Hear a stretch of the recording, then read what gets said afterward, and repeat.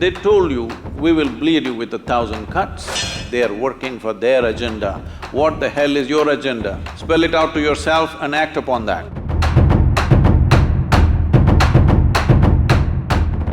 When something like Pulwama happens, I think initially we have a lot of outrage against it, and gradually, from being victims, we start feeling guilty or an oppressor.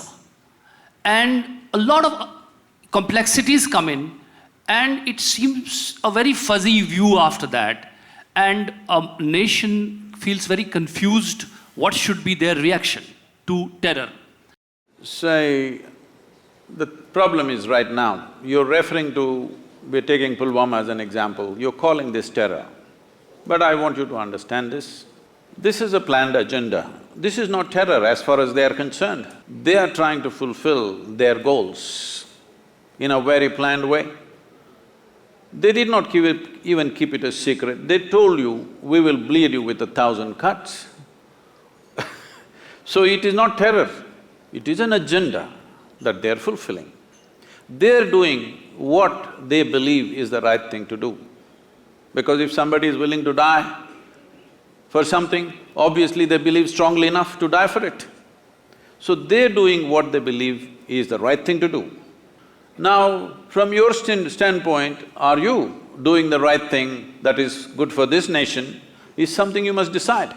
There is no need to get excited about this, there is no need to… you just get some satisfaction by labeling somebody a terrorist. I want you to understand, somebody is working, life or death, they are working for their agenda. What the hell is your agenda? Spell it out to yourself and act upon that. What is it? Well, for over a century, we fought for the independence of this nation. To make this nation free, we worked for over a century.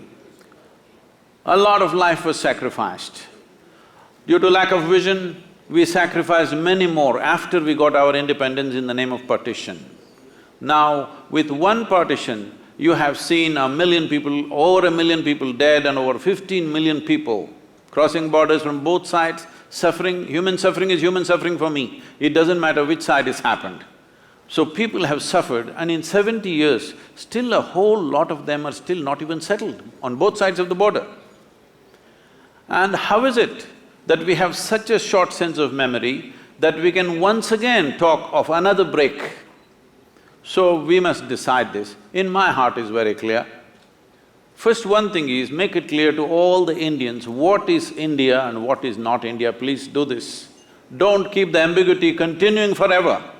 Just 100%, this is our country, this is not our country, let us focus on what we need to do for the well-being of these people, rather than going on endlessly debating, where is the border? How long will you debate?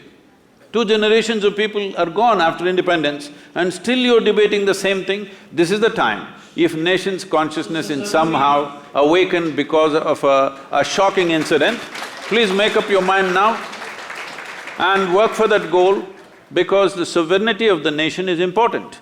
For me, within my heart, well, it would be fantastic if we lived here as global citizens and we're capable of embracing each other and living here wonderfully, that would be fantastic. But we have not come there.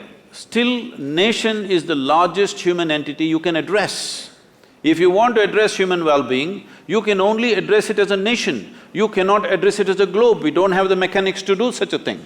So, this nation, over 1.3 billion people, is a world by itself. So if we want to take these people towards fulfillment of their lives in this generation, the most important thing is we decide in terms of geography what is our nation, what is not our nation, and what do we stand for this. So protecting this is our business and our duty. Unfortunately, if cruel things happen, they happen. It is not our intent. I am not even talking about retribution, revenge, no, this is not our nature. But solution for this nation is important. That people of this nation can prosper is an important duty that the leaders of this nation owe to every citizen in this country.